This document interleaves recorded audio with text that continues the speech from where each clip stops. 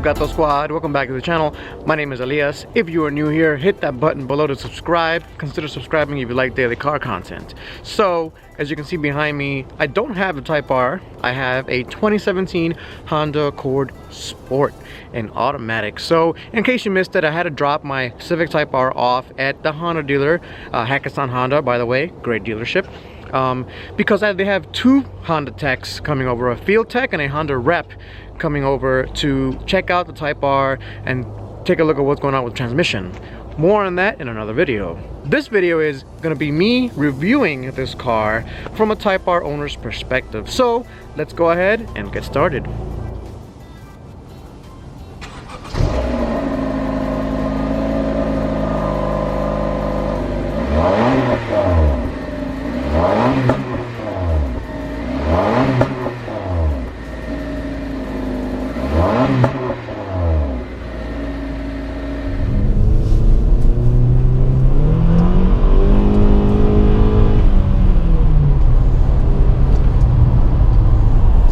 Alright guys, so let's go ahead and start talking about the 2017 Honda Accord Sport with the automatic transmission.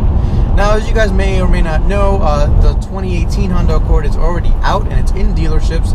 I did do a full review on the 2018 Honda Accord 1.5T Touring. Go ahead and check that out. I was really actually impressed with the car, you know, how smooth it was, how quiet it was, how refined it was inside. It was very luxurious. I actually liked it a lot, and it was pretty impressive actually. So getting into this car, you know, I can see how big of a departure the 2018 is versus the 2017.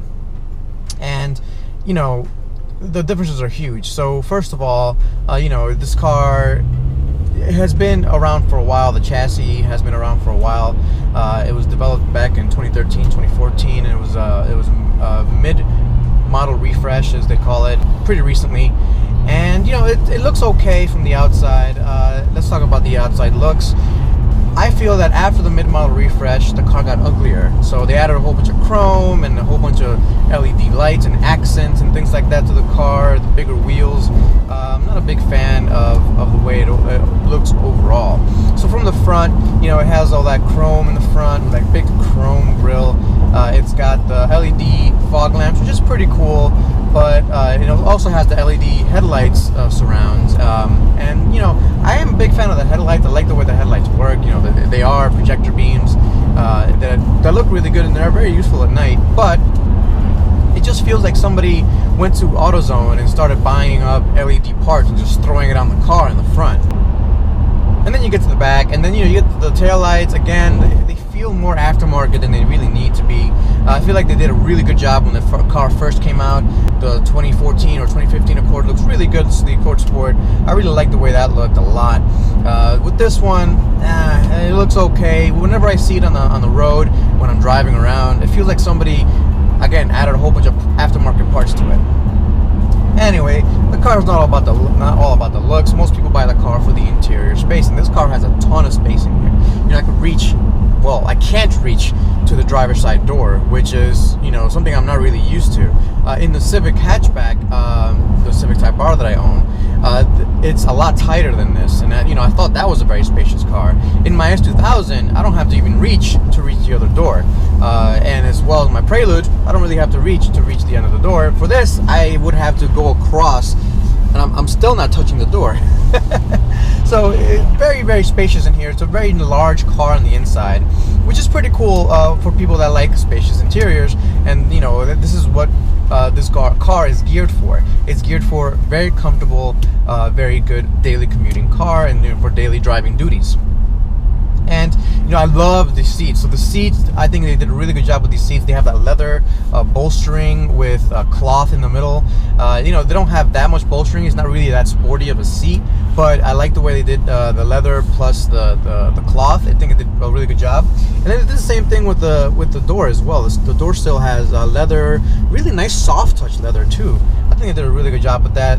And the same thing carries over to the back. So the back has the same thing, has leather bolstering with cloth in the middle, and I think it did a really good job. It looks really good. It's all black in here, but it looks pretty good. You know, the fake carbon fiber I can kind of do without. I don't know what they would do instead. Maybe piano black fake wood.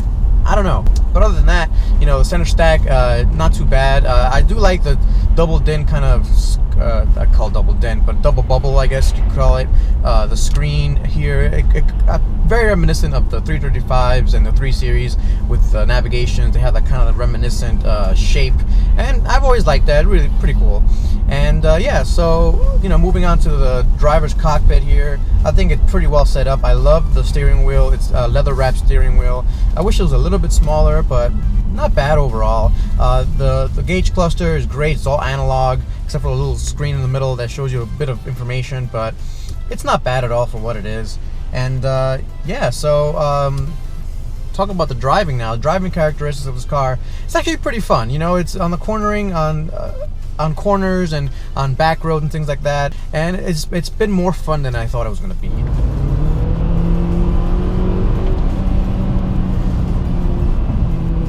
So there's no denying it, for a family sedan, the Honda Accord Sport performs pretty well. Here I am cornering.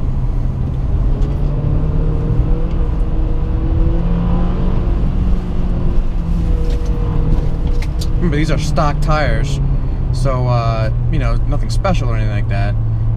But I think it performs pretty well for a family sedan. The thing that really lets it down as a driver's car is, of course, the CVT transmission. The CVT transmission is pretty terrible. I don't like automatic transmissions, first of all, but if this had a regular automatic, similar to basically a BMW, maybe a ZF source automatic. I know ZF would have to make something different for front-wheel drive transmissions, but if this had a better transmission to accompany the engine, I think this car would be a lot more fun. Well, let's take a little acceleration here. It's simulated shifts. I'm in S mode. It sounds really good when the engine's in VTEC. So we'll put it back in drive. Let the revs kind of drop down a bit. It sounds really good. The engine sounds really good.